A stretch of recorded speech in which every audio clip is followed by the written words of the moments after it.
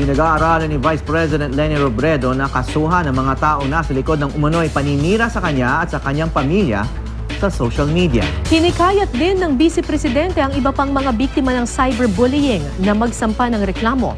May news to go si Salima Refran.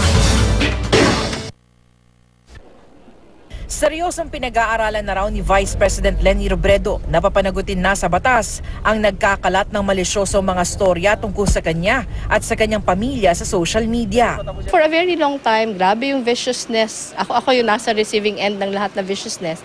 Never ko talaga sinagot. Never akong pumatol. Pero nung sinet up itong website at ang tinira ng tinira, yung yumao kong asawa, tingin ko they have crossed the line. Paglabag sa Cybercrime Prevention Act ang posible raw isang pangreklamo ni Robredo laban sa mga taong nasa likod ng website.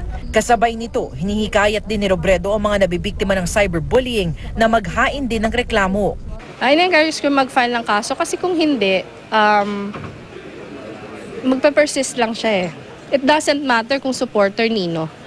Pero yung mas maayos, ilagay siya sa tamang forum kesa nag-aaway online. Naging panauhing pandangal si Robredo sa inauguration ng Ilang-Ilang Center na isang processing center sa Anao, Tarlac. Dumalo rin si dating Pangulong Noynoy Aquino pero hindi ito nagbigay ng anumang pahayag sa media. Umalma naman ang may bahay ni Naga Mayor John Bongat na si Farah sa natatanggap daw niyang cyberbullying. Idinadawit kasi ang pangalan ni Bongat sa mga taong nasa likod ng website na laban sa mga Robredo. We call upon our fellow constituents of our beloved city of Naga.